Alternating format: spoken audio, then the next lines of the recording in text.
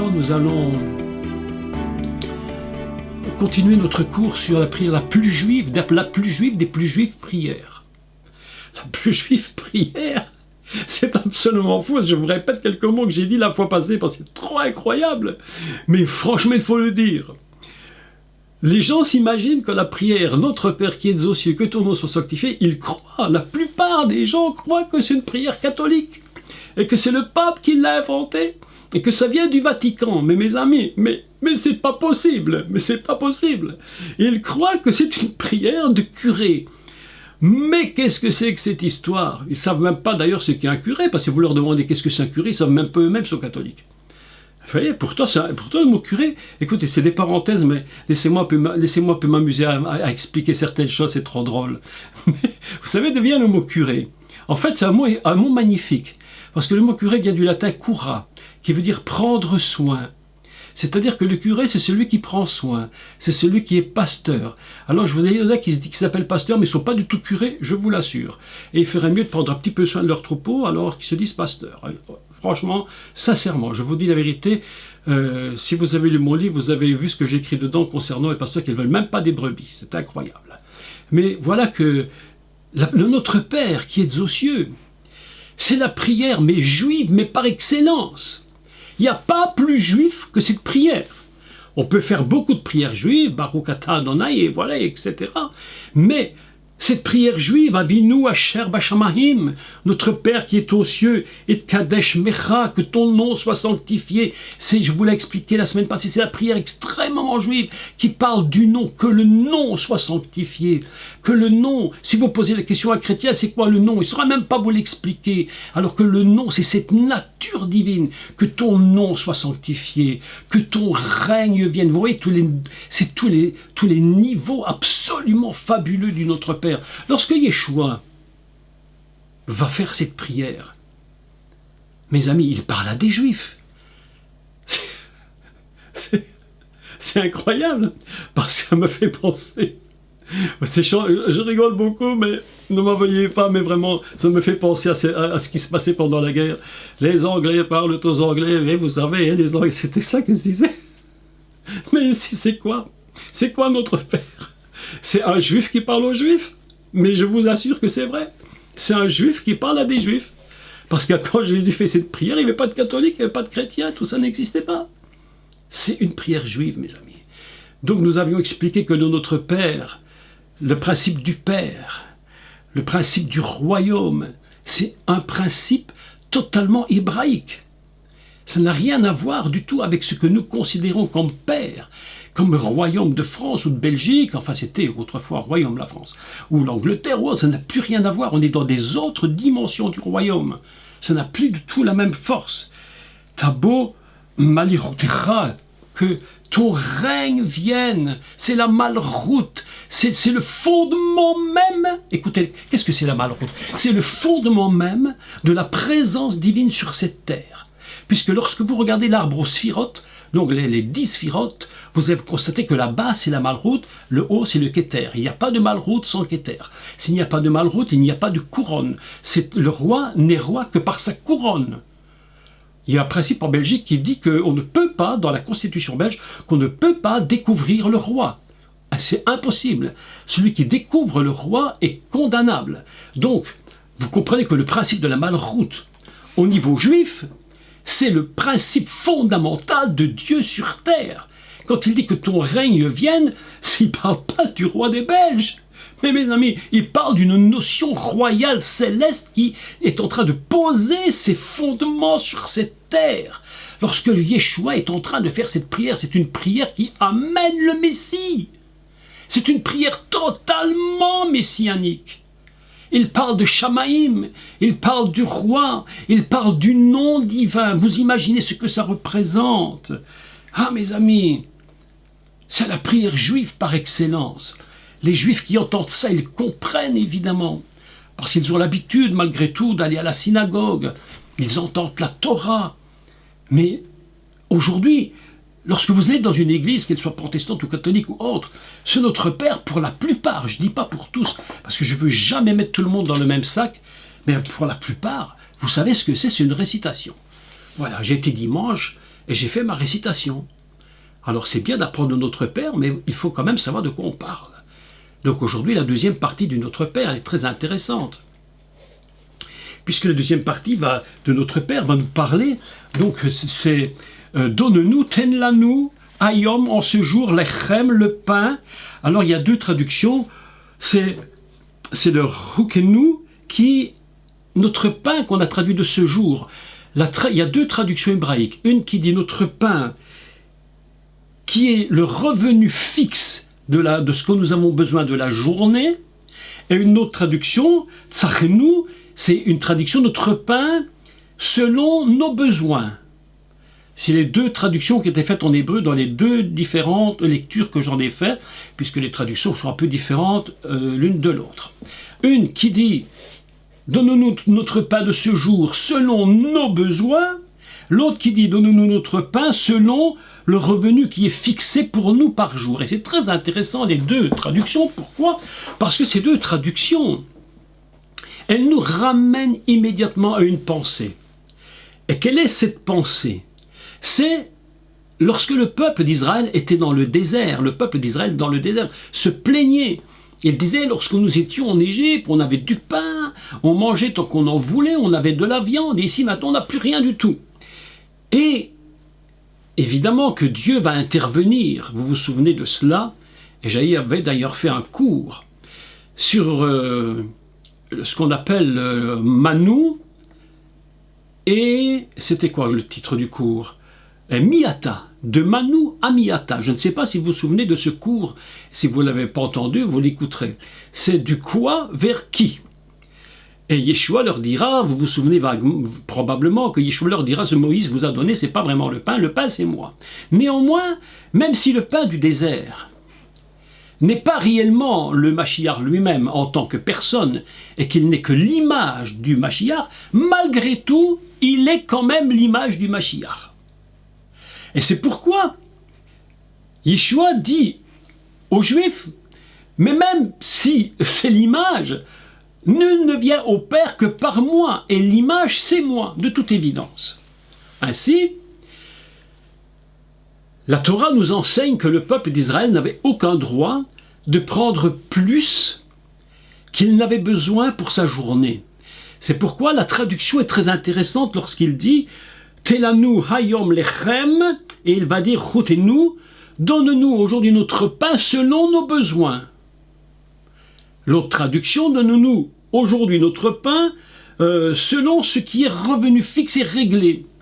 Ainsi, dans la Torah, nous apprenons une chose par rapport à cela, c'est que lorsque Yeshua dit « donne-nous aujourd'hui », ça veut dire premièrement qu'il y a une connexion avec Dieu, que malgré tout, et je vais vous expliquer comment on prend du pain, malgré tout, le premier fondement du pain, c'est Dieu. Si nous mangeons le pain aujourd'hui, c'est parce que c'est Dieu qui nous le donne. Même si c'est nous qui travaillons pour l'obtenir, c'est quand même le ciel qui permet que ce pain soit avec nous et que nous puissions en manger. Sinon, il n'y aurait rien. Tout ce que nous recevons vient d'abord de Dieu. Et il y a d'ailleurs, j'avais entendu ça il y a des années, de nombreuses années d'ailleurs, sur l'émission sur Antenne 2 le dimanche matin avec le rabbin Josie Eisenberg. Et il disait ceci, j'ai trouvé ça absolument formidable. Il disait qu'un juif qui ne prie pas et qui ne rend pas grâce pour la nourriture avant de manger, c'est pas moi qui le dis, c'était lui, il disait on le considère comme un voleur. Pourquoi ? Parce qu'il dit tu prends quelque chose qui appartient à Dieu, qu'il va te donner, mais tu le prends sans le remercier. C'est comme si tu avais volé. Alors ici à la maison, évidemment à chaque fois qu'on se met à table le matin, le midi, le soir, nous nous prenons tous par la main, on a pris cette habitude, nous nous prenons tous par la main et nous rendons grâce au Père. Et nous lui disons merci, parce que ce que nous mangeons, c'est toi qui nous l'as donné. Et nous n'allons pas nous servir comme si nous étions des voleurs. Donne-nous aujourd'hui ce pain qui était prévu pour nous aujourd'hui, selon les besoins d'aujourd'hui. Ça nous amène à des dimensions absolument formidables de la Torah, lorsqu'il est dit ils mangeront de la manne tous les jours. Et mais vous n'en prendrez pas plus que selon vos besoins, parce que sinon, le lendemain, ça va pourrir. Donne-nous aujourd'hui notre pain de ce jour. Vous imaginez un peu dans la tête d'un juif la résonance d'une prière comme celle-là. Pour nous, nous avons cette habitude de toujours dire, mais enfin, c'était une habitude que j'avais mais que je n'ai plus, de dire, mais aujourd'hui, on va garder un petit peu pour demain, parce que demain, on ne sait pas ce qui peut arriver. Il y a des gens qui ont une vilaine expression, et qui me disaient un jour, je garde une poire pour la soif. Vous connaissez l'histoire de la poire pour la soif? Vous connaissez ça? Un jour, je disais à cette personne, mais toi, c'est pas une poire que tu mets de côté, c'est un poirier que tu mets de côté, c'est plus une poire. Tu es carrément en train de mettre un poirier de côté. Et le Seigneur nous dit, mais non, à chaque jour, tu dois croire. Pourquoi? Parce que chaque jour, cette prière nous dit, en réalité, quand tu te dis, donne-nous aujourd'hui ce pain, Tell-nous hayom, aujourd'hui, hayom, dans ce jour, aujourd'hui. Ça veut dire, aujourd'hui, j'ai confiance totalement en toi. Et demain, quoi qu'il arrive, je recommencerai d'avoir confiance en toi. Et après-demain, de nouveau, j'aurai confiance en toi. Parce que je ne peux pas vivre chaque jour en me disant, mais peut-être demain, ce sera catastrophique. Mes amis, la foi dans nos besoins, c'est pour aujourd'hui. Demain, on ne sait pas ce que sera demain. Mais demain, ce sera donne-nous aujourd'hui selon nos besoins, selon les revenus qui ont été fixés pour nous. C'est une prière extrêmement juive puisque ça nous rappelle complètement le chemin du désert. Lorsque tu marches vers la promesse et vers le pays promis, eh bien chaque jour tu dois croire. Tu n'as pas besoin de dire demain je vais mettre encore ça de côté pour mon père. Et c'est comme si tu disais à Dieu, je n'ai pas confiance que demain tu feras. J'ai pris une attitude, mes amis, écoutez, je vous le dis sincèrement, le plus simple, vous savez, écoutez, le plus simple c'est de parler de soi-même et de son expérience, d'accord? Je ne veux pas parler d'expérience des autres parce que l'expérience des autres ne nous amènera de toute façon à rien, parce que ce n'est pas la mienne. Je ne peux parler que de mon expérience. Mais j'ai une façon de vivre aujourd'hui dans ma maison, dans ma famille qui est très claire. Aujourd'hui, je prends ce que je dois prendre. Point. La Bible nous dit, ils en prirent autant qu'ils en voulurent, et il resta encore 12 paniers. Ça dépend de la foi que nous avons, de la confiance que nous mettons dans le Créateur. Mais moi, j'ai pris ce principe pour moi-même. Et mon épouse, j'ai dit à mon épouse, écoute bien, aujourd'hui c'est aujourd'hui. Dieu a dit, aujourd'hui tu pourvois à mes besoins. Et si tu vas au magasin faire tes courses, et si tu as besoin de prendre quelque chose, achète-le. Achète-le. Demain, c'est demain. Mes amis, je vais vous dire une vérité absolument imparable. Depuis que j'ai pris cette attitude, je vous parle de la foi, depuis que j'ai pris cette attitude forte de dire demain c'est demain, aujourd'hui c'est aujourd'hui. Donne-nous aujourd'hui notre pain selon nos besoins, selon ce que j'ai besoin.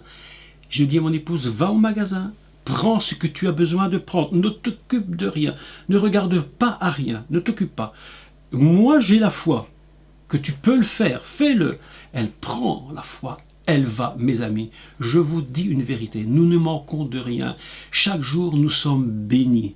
Chaque jour, nous voyons que Dieu est le Dieu qui a nourri son peuple dans le désert et qui a dit, ne t'inquiète pas de demain. Chaque jour, je te donnerai le pain dont tu as besoin. Le pain, c'est du travail, mes amis. Le pain, c'est un boulot. Pour avoir du pain, il faut travailler. Ce n'est pas les fainéants qui mangent du pain. La Bible nous dit d'ailleurs que le paresseux n'est pas digne de manger. Tu ne travailles pas, tu n'es pas digne. Bon, évidemment, on met entre parenthèses tout ce qui peut se produire, des gens qui se trouvent au chômage dans des catastrophes, et tout ça existe, on le sait très très très bien. Il y a des situations, mais on parle du paresseux. Pour avoir du pain, qu'est-ce qu'il faut faire pour avoir du pain? Eh bien, mes amis, il y a beaucoup de travail à faire. Il faut d'abord labourer la terre. Un travail de labour, très dur et très très fatigant. Il faut labourer la terre. Puis, il faut semer. Tout ça, c'est des principes tout à fait naturels. C'est pas Dieu qui les fait, c'est nous qui le faisons. Quand il dit donne-nous aujourd'hui notre pain de ce jour, ça veut dire je ne veux pas que tu sois paresseux. Vous imaginez comment on peut décoder un texte. Tu vas labourer, tu vas semer, puis tu vas cultiver ce qui est en train de pousser, tu vas entretenir. Et puis tu vas passer au moment de la récolte. C'est un travail énorme, la récolte. Et lorsque la récolte est là, il va falloir battre le blé. C'est du travail, battre le blé, pour prendre le grain et tirer la paille. En hébreu, on appelle ça bar. Parenthèse. Lorsqu'il est écrit « embrasser le fils de peur qu'il ne s'irrite », en réalité, le mot « bar » qui est utilisé n'est pas le mot « fils », parce que le mot « bar » est un mot qui est en araméen, « bartimé ». Mais « bar » ne signifie pas le fils en hébreu. « Bar » signifie le grain sans la paille, c'est-à-dire embrasser le grain sans la paille, traduit littéralement. Je continue le cours. Donc, labourer, semer, cultiver, récolter, battre le blé, puis il faut moudre. Il faut moudre. Après avoir moulu, il faut faire la pâte, mélanger, rajouter les ingrédients. C'est du travail, de l'eau, du sel, parfois autre chose. Enfin voilà. Et puis seulement cuire. Vous imaginez tout le travail que représente le pain. Mais Dieu nous dit, c'est toi qui dois le faire. Mais chaque jour, je pourvois à tes besoins. Pour que chaque jour, tu aies la capacité de faire. Mes amis, donne-moi ce pain tous les jours, et j'ai confiance que tous les jours tu le feras, mais c'est une prière de foi que beaucoup de chrétiens qui accusent des Juifs de ne pas croire dans Yeshua, mais eux, ils disent qu'ils croient, mais l'incrédulité est immense. Il y a une incrédulité, quelque chose d'incroyable, terrible. Ces dernières, j'allais dire, ouais, je peux le dire, ces dernières 40 années de ma vie, j'ai un peu plus que 40 ans même, 42, 43 ans, j'ai appris à la dure. Vous avez vu mon livre. J'ai appris à la dure. Et à l'école de l'Esprit de Dieu à vivre par la foi et à croire que mon Dieu était mon Dieu et qu'il pourvoyait à mes besoins. C'était un combat absolument extraordinaire, d'une difficulté énorme, parce qu'en réalité, nous avons été conçus pour la foi, mais nous nous rendons compte, mais combien d'incrédulité, de ne pas croire que demain Dieu fera, mes amis, mais Dieu fera. Et la Bible nous dit qu'il fait même au-delà de ce que nous demandons et pensons. Oh, ten lanu ayom lechem, donne-nous aujourd'hui notre pain, celui dont nous avons besoin chaque jour. Connexion avec une foi absolument totale, je ne peux pas douter. Mes amis, je vous encourage à travailler dans la foi. Et d'ailleurs, la foi est tellement importante que la Bible nous dit, mais sans la foi, vous ne pouvez même pas plaire à Dieu. Vous imaginez que le peuple d'Israël, dans le désert, il se disait, mais moi j'ai 3 enfants et voilà, j'ai pris la manne aujourd'hui, mais bon, si jamais demain il n'y en avait pas, quelle catastrophe, si jamais Dieu nous abandonne, elle en prenait plus. Et le lendemain matin, lorsqu'il se levait, c'était pourri plein de vers. Parce que Dieu avait dit non, apprends à croire. Cette prière du Notre Père, c'est une prière qui nous apprend à croire. Il nous dit, Notre Père, qui est dans les cieux, que ton règne, mets ton fondement ici-bas, place ton fondement, mets ta couronne. Quand il parle de Malroute, il parle de Keter, mets ta couronne ici-bas, afin que je sache que ce que j'ai besoin, c'est toi qui me le donnes, et que jamais tu ne m'abandonneras. Je n'ai jamais vu, dit le roi David, le juste abandonné et sa postérité mendiant quoi? Aller au chômage? Parce qu'il est paresseux. Si tu y vas parce que tu n'as pas le choix, tu n'as pas le choix. Mais si tu es un paresseux, tu ne mérites pas de manger. Mais je n'ai jamais vu sa postérité mendiant son pain. Ça, c'est la parole de Dieu. Quelle prière, mes amis. Quelle prière. Je me souviens, ces dernières années, j'ai un peu changé ma façon de prier. Pendant des années, je me lève toujours tôt, mais très tôt levé, puis je passais du temps dans la prière, et je faisais Notre Père, mais point par point, je développais tous les points à la fois. Et je développais tout pendant des heures, et je prie pendant des heures sur ce Notre Père. Et alors j'apprenais à croire que chaque jour il me donnait, et c'était parfois tellement difficile. Mais je me forçais à remplir ma tête de cette parole pour croire que tout est possible avec lui. Rien ne va te manquer, rien ne te manquera. C'est ça que Dieu dit à Israël. Fais confiance à Elohim, fais confiance au maître du monde, fais confiance à ce Dieu qui t'a sorti d'Égypte. Chaque jour, je veux que tu apprennes pendant 40 ans à croire que chaque jour, tu auras ton pain. Et lorsqu'ils arrivent sur la terre d'Israël, dans le pays promis, alors il a dit, la manne s'arrêta. Ah! Mais quel texte! Mais quel texte! Oh là là là là là! La manne s'arrêta. Ils ont commencé à ce moment-là, la Bible nous dit qu'ils commencèrent à cultiver et manger du pain de leurs propres mains, qu'ils faisaient eux-mêmes. C'est un texte magnifique. Vous savez, on doit apprendre à croire. Donne-nous aujourd'hui notre pain de ce jour, celui dont j'ai besoin, celui dont tu as délimité, celui dont tu sais qu'aujourd'hui, il ne m'en manquera de rien. Est-ce que ce n'est pas un texte magnifique? Je suis tellement enthousiasmé quand je parle de ces paroles du Mashiach.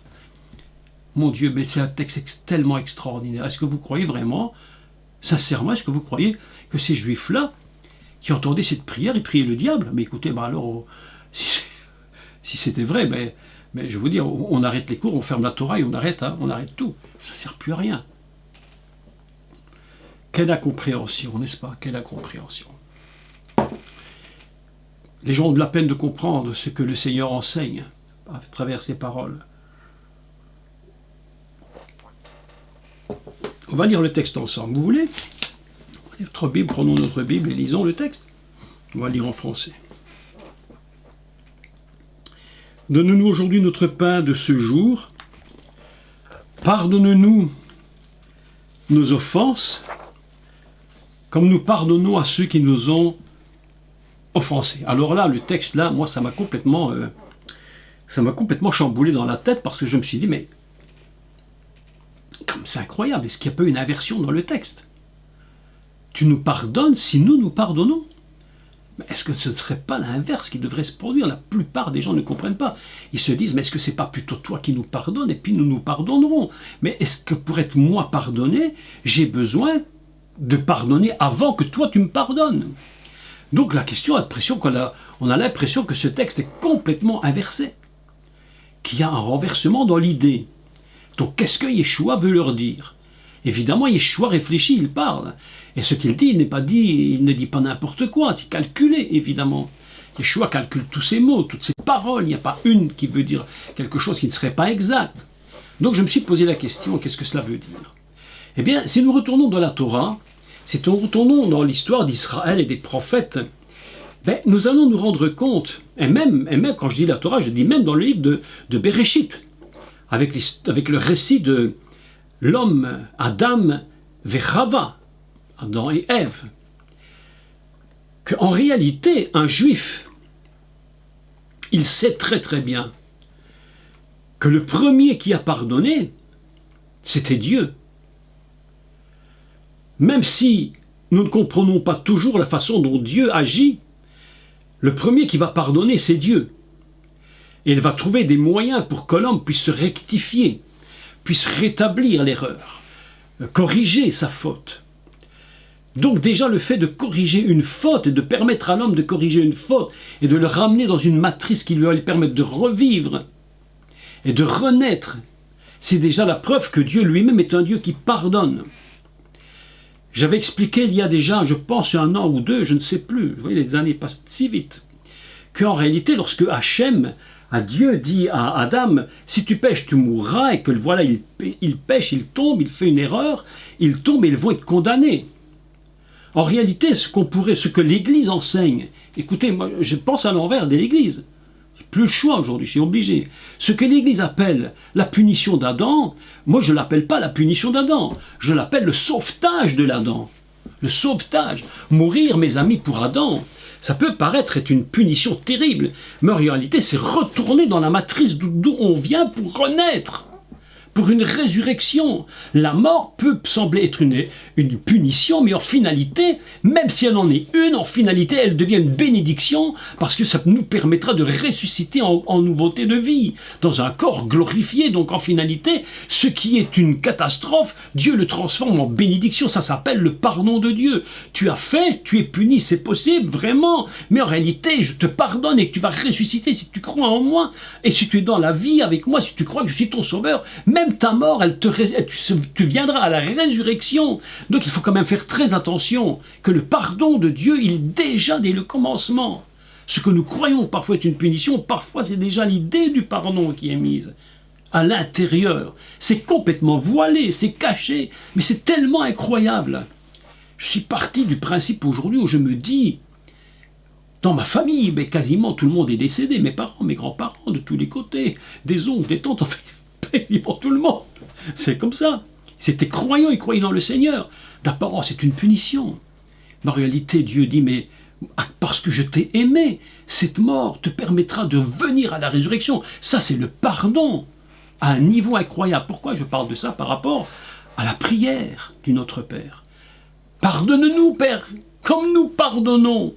C'est-à-dire que le peuple, en réalité, le peuple d'Israël, il sait très très bien en lui-même que c'est le maître du monde, que c'est son créateur qui d'abord est le lieu du pardon. Et parce que tu sais qu'il est pardon, tu n'as aucune excuse pour toi ne pas pardonner.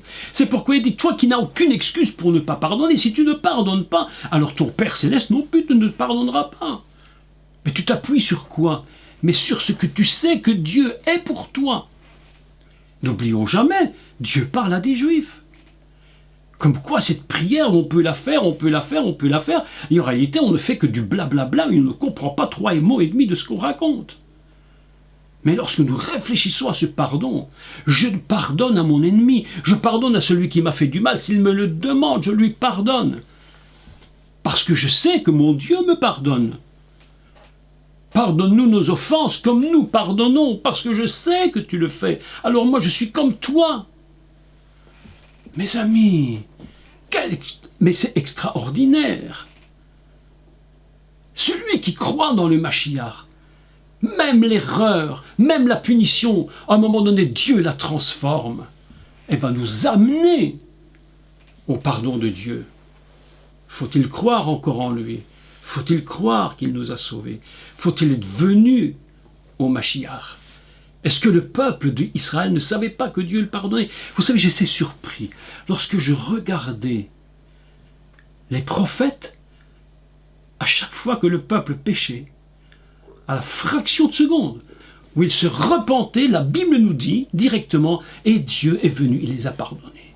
Donc le peuple d'Israël n'est pas ignorant de cela. Et lorsque Yeshua dit, pardonnez comme il pardonne, afin qu'il vous pardonne, ils savent très bien comment fonctionne Dieu.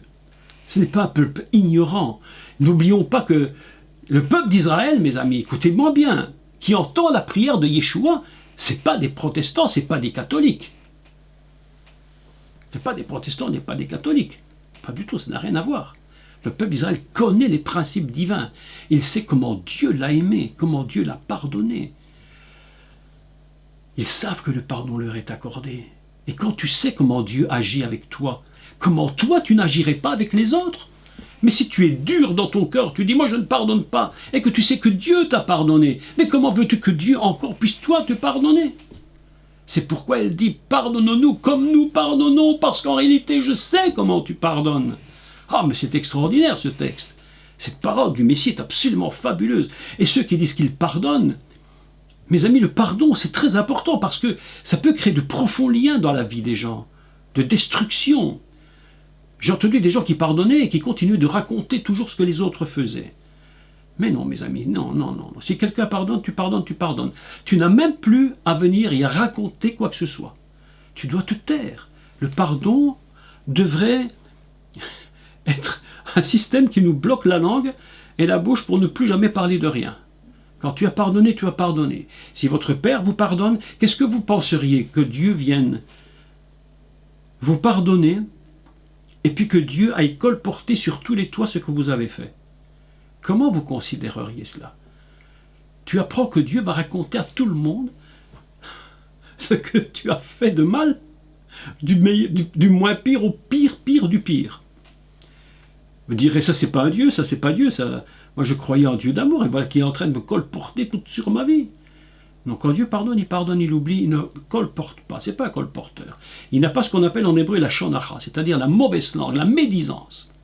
Mais beaucoup de croyants, ils font leur Notre Père à l'église, ils font leur Notre Père, leur signe de croix et leur truc à l'église, protestant, catholique, tout ce que vous voulez. Et lorsqu'ils ont pardonné, soi-disant, c'est du colportage partout. Mais comment voulez-vous faire un Notre Père dans des conditions pareilles? Notre Père qui est aux cieux, mais est-ce qu'ils comprennent? Est-ce qu'on comprend ce qu'on dit?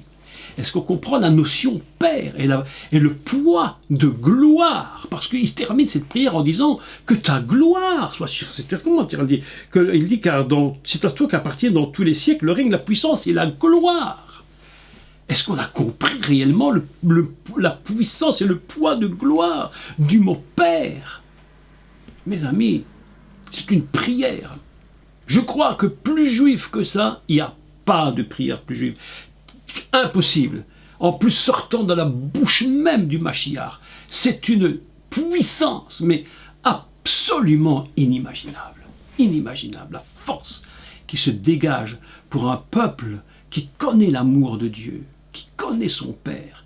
Comment il nous a pardonné. Alors nous-mêmes, sachant comment Dieu a agi avec nous, eh bien, nous devons nous-mêmes agir avec les autres de la même façon. Pourquoi? Parce qu'il est notre Père et nous devons être comme lui, semblables à lui. Nous devons nous unir avec lui dans une même attitude, dans une même conception. Tel il est, tel je suis. Tel il est, tel vous devez être. S'il vous a pardonné et il l'a fait, eh bien vous devez pardonner. S'il n'a pas colporté sur vous, vous ne devez colporter sur personne. Ce qui est effacé est oublié. Je me refuse de porter partout des choses et avec ma bouche. Mes amis, c'est impossible. Notre bouche, c'est l'outil qu'utilise le Saint-Esprit pour transporter sa parole. Et nous n'avons aucun droit de mettre dans nos bouches des paroles qui ne sont pas la gloire de Dieu et qui pourraient détruire et faire du mal. Nous ne pouvons pas le faire. Donc, sur le pardon, évidemment, c'est juste une petite explication sur l'amour de Dieu, sur le Notre Père. Je sais que sur le pardon, il y a tellement de choses à dire. C'est un sujet si vaste et dont tellement de gens auraient besoin de s'accaparer, de s'approprier ce que veut dire véritablement le pardon. Mais je ne vais pas élargir trop dessus. Je parle simplement de la prière en quelques leçons, ni plus ni moins. Donc, reprenons tout dès le départ et puis clôturons pour aujourd'hui. Et puis, samedi matin, on terminera cette prière. Et puis, on passera à autre chose, au sujet d'Israël et d'autres sujets. Donc, notre Père qui est aux cieux, Havinu, notre Père, c'est beau comme mot. Havinu, comme c'est magnifique, Asher Bashamaim, qui est aux cieux. Et Kadesh Shmecha, que ton nom soit sanctifié. Que ton règne vienne, Tabo Malichutecha, Tabo qu'il vienne ce règne et qu'il s'implante. Ah, comme c'est extraordinaire ce texte. Et que ta volonté c'est Retsonecha. Retsonecha, ça vient de Ratson. Vous vous souvenez que je vous ai dit que le mot Ratson, c'est très choisi par le Mashiach. Ce mot est choisi, Ratson, avec le mot qui est donc Shmecha. Si vous faites la valeur de Gematria, si j'ai le bon souvenir, Ratson et Shemo, son nom, Shemo, Ratson, sa volonté, est une valeur numérique de 346. Tous les deux ont la même valeur, ce qui veut dire que sa volonté et son nom sont identiques. Notre Père qui est aux cieux, que ton nom, c'est ta volonté. Que ton règne vienne, que ta volonté, c'est-à-dire ton nom, vous voyez comme tout le texte se lit en un seul jet. C'est une seule unité, cette prière. Ce n'est pas des choses les unes après les autres. Je considère toujours que la parole est une unité indivisible. Que ton règne vienne, que ta volonté soit faite sur la terre, comme elle est faite au ciel. Là encore, c'est un thème absolument fabuleux d'expliquer ça. Donne-nous aujourd'hui notre pain de ce jour. Pardonne-nous, parce que nous avons compris que tu nous as pardonné, donc nous pardonnons, de telle sorte que si je pardonne, tu me pardonneras. Pardonne-nous nos offenses comme nous pardonnons à ceux qui nous ont offensés. J'arrête là la lecture pour aujourd'hui. Et samedi matin, nous allons terminer la fin de cette prière. Mais j'avais envie de dire quelques mots sur la prière de Yeshua, parce que je trouvais qu'elle était tellement magnifique, et si juive en fait, si juive, et si peu catholique, si peu chrétienne, tout compte fait. Mais nous devons nous attacher à cette parole absolument extraordinaire du Messie. Est-ce que ce n'est pas magnifique?